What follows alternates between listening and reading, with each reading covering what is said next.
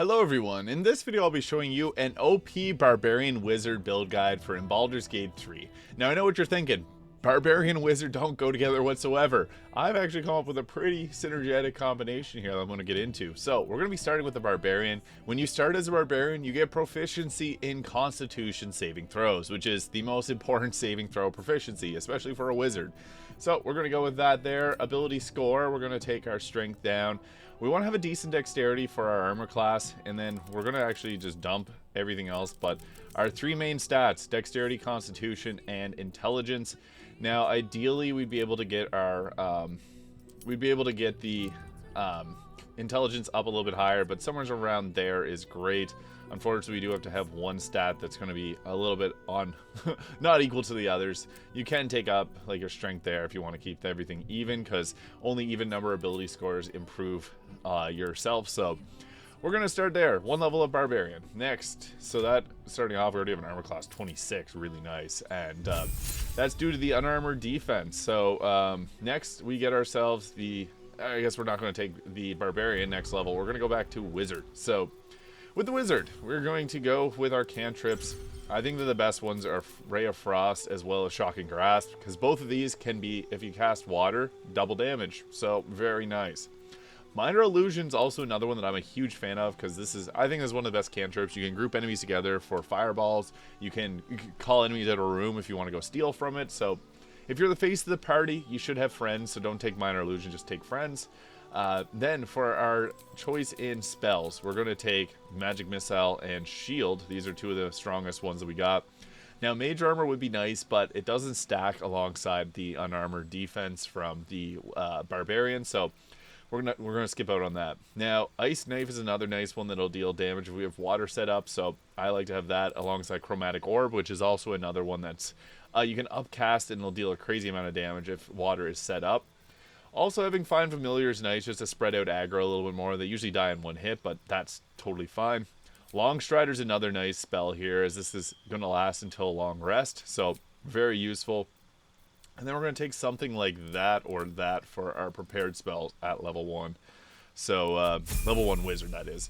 Next, we're going to go and choose our subclass. Now, there's a lot of great choices here. I am a big fan of Necromancy, I must admit. You get some really great spell choices here, and you heal every time you cast a spell, so Necromancy is pretty great. Conjuration will give us the ability to cast water, so as I mentioned, that's very useful. And Evocation gives us the ability to, whenever we cast spells, we create little pockets of safety for our team. So this can be either one of these three, I would say, is the best for this build's sake. I'm going to go with Necromancy because I just like the ability to heal yourself, and you get some nice spells from this. So for our next level spell that we're going to choose, I think that Sleep is great early on, and then as well Fog Cloud for crowd control. So we're going to take something like that. You can take Long Strider just to set your team up, and that's going to be that for level 2 Wizard. Necromancy or Evocation, you can choose one of those two. Next, level 2 spells, we get to choose something like, I like Scorching Ray for just consistent damage, and Hold Person is fantastic. It's a crowd control, hold an enemy still, and it allows you to just team up on them. So we're going to go with something like that for our spells. You can take off Find Familiar and take one of the other spells if you're not a big fan of the Find Familiar. And next, we're going to take ourselves another cantrip. Firebolt's great for utility. Bone Chill is nice if you're up close. Again, if you've got take friends if you need to. Mage Hand can be quite useful as well, because you can drop a water bottle. Your Mage Hand can throw it. That's speak for itself, very useful. And then we're going to take something like Cloud of Daggers is everyone's favorite. That's a really good one. Darkness can be nice too to blind creatures, and then you can kind of play to the darkness. So that can be quite useful, especially if you have dark vision or a team that has dark vision, or if you're a drow. It's super useful. So Flaming Spear can be another nice one, but I want to go with Cloud of Daggers there. I guess we get Darkness from a drow, so oops, we don't need that. We'll go with either Invisibility can be nice, or Flaming Sphere. And then for our prepared spells, we're going to take Cloud of Daggers there. And then we get ourselves a feat. So this allows us to take our intelligence up to 18. We are a smart barbarian. A barbarian in name, basically. So next we get ourselves the ability to choose the most broken thing in the game, Haste. If you have a sorcerer on your team, the sorcerer should twin haste to you and someone else. That's the most effective way to do haste. I'm usually a fan of having a sorcerer just for that purpose alone. Fireball and lightning bolt are the big damaging spells here, but don't be afraid to take counterspell. So one of these three, if you're going to like a water style build, lightning bolt's the better option because it's just going to deal higher damage.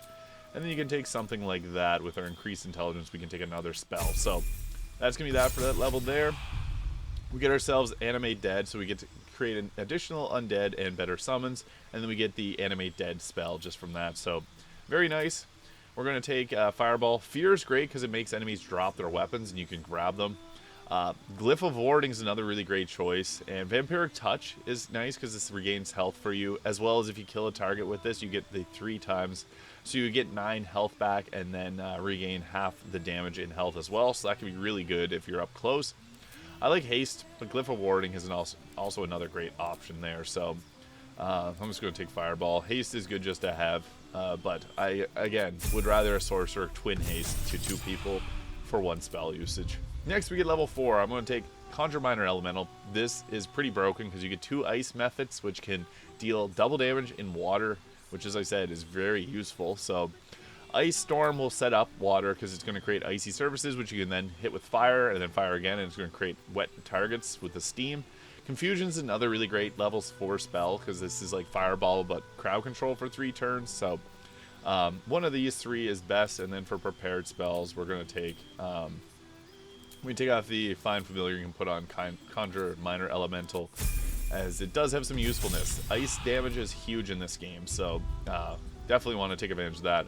We're going to take Blight just because we're a Necromancer, and this gives us the ability to deal a good amount of damage, 8d8 of necrotic damage, so that can be nice. If you get a kill with it, it's going to give you a nice, smooth 12 health points.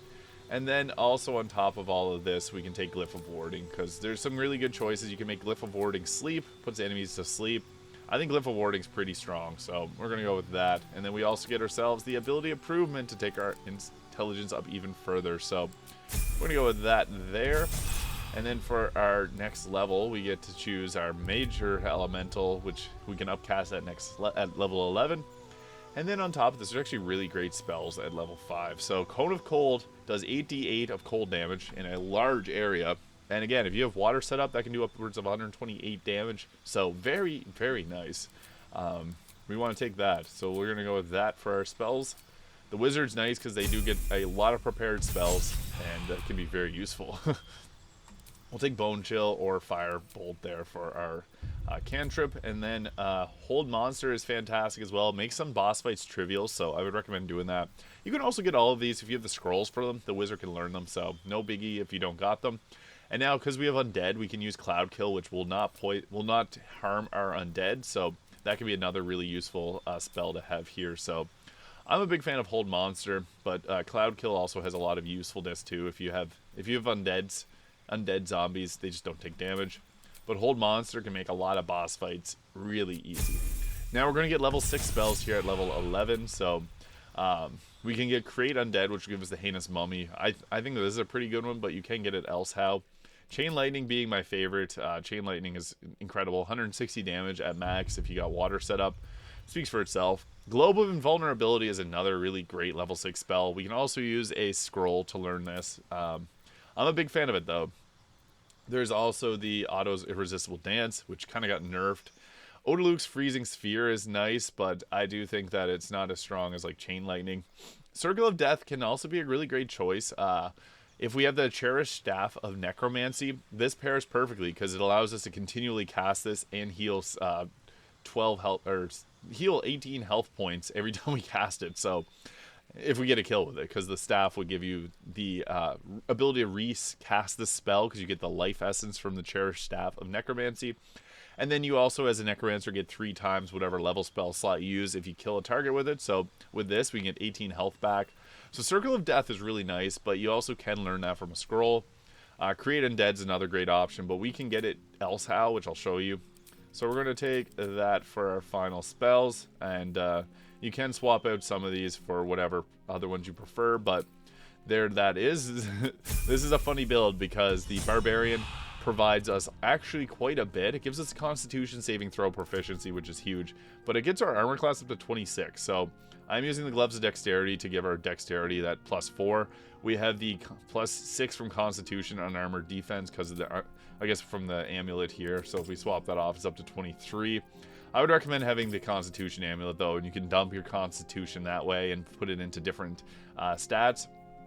Hood of the Weave gives us a +2 to spell save DC and spell attack rolls. Super useful. Cloak of Displacement gives disadvantage on attack rolls against the wearer, so we're just going to not get hit as much. Robe of the Weave gives us a +1 to spell save DC and spell attack rolls, and then whenever wearer succeeds a saving throw against a spell, we regain 1 to 6 health points, and then we get a +2 armor class, which is really nice because this is a clothing option, and yeah, we get that from there. So we also have the evasive shoes that give +1 to armor class. Now for the weapon, I'm using the Marco Heschker, which gives us +1 to spell save DC and spell attack rolls.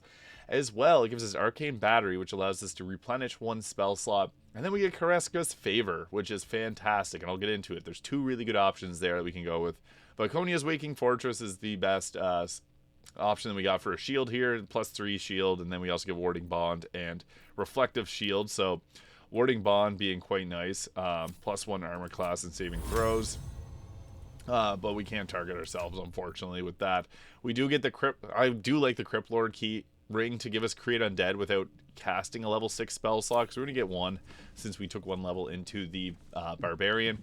But since we have the spell here, we can use this to create Undead, and we can create an additional Undead due to our proficiency there, so that is quite nice. And then with the Kareska's Favor here, we can cast this. I like the Frost of the Dark Winter, which is going to give us cold damage, or the Bolts of Doom, which gives us lightning damage. So whenever we cast this, we get ourselves a free lightning bolt here, so we can blast away with that, which is really nice, just to be able to hit with the lightning attacks. And then on top of that, we also got Chain Lightning. So enough said, we got many options to deal damage, so we can do a Chain Lightning from here, so we can hit her with it.